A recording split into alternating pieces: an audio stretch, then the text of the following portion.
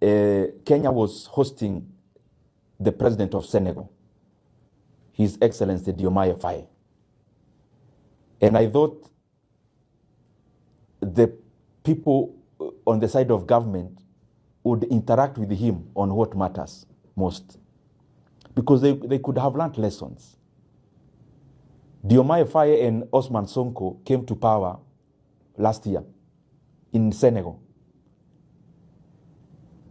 Unfortunately, when they arrived in terms of the reins of power, they realized that the government of Senegal had secretly borrowed over 13 billion US dollars of the Book of Senegal. And currently, as we talk, Senegal is in a crisis that is precipitated by that illegal secret borrowing. Kenya ought to learn from Senegal that we cannot continue, and I've been speaking about this matter. It is more important than most of the things we are talking about in the public domain, because the effects are now, but they'll be more catastrophic later. Kenya continues to borrow illegally secret loans that are not included in the book of loans. When you hear me talk about Kenya is borrowing 3.5 billion every day, it does not include the money the government keeps on borrowing on securitization. They already did 7 shillings of fuel levy in terms of collecting in advance. They are now securitizing another 5.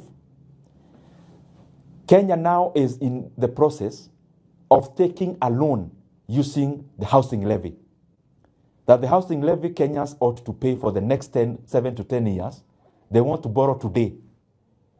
Meaning even the flexibility of any government that would come and they would want to abolish or lower some of these levies is being constrained. And I keep wondering why the National Treasury can come up with even those kind of documentations and not batting even their eyes. They don't seem like they're doing the wrong thing. Maybe they need to learn from countries like Senegal that you cannot continue playing PR on economic figures, because when there is a deceleration in the economy, it doesn't matter how you communicate or the PR you engage in to communicate around that. Figures will continue to manifest.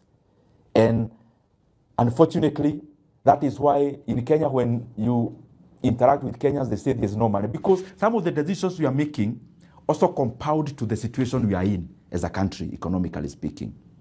So Kenya must maintain one book of debts. And I'm calling upon all our lenders, IMF, the World Bank. They have competent people in their offices. They cannot continue to fold their hands when they see things that are happening where their voice is needed. Because we cannot afford to lose our economy. And we cannot afford to lose our country, Kenya, on the economic front. But the secret loans we are taking will definitely lead to a situation that is not very palatable for our economy. And I'm requesting those who are involved, please stop securitization. Stop taking boards that are off the book, like the Talanta board.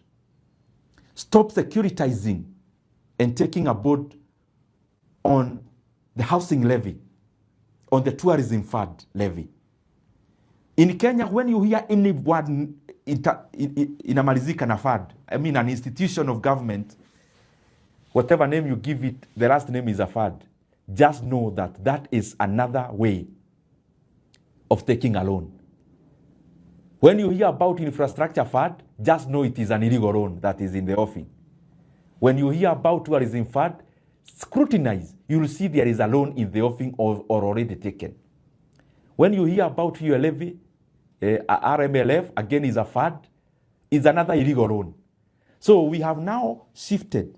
Yes, we are over borrowing on the main book, but Kenya has also become more cleverer. We are now borrowing off the book. We are definitely borrowing the book that was used by Macky Sall in Senegal. And upon the assumption of a different government, they realized a debt that was secret and unmanageable. You cannot tell us that securitization is off the book. You can also not tell us, for example, the road I talked about in terms of Nakuru Highway. PPP is also a form of debt because they are forcing NSSF to put in some money, but also to borrow much more.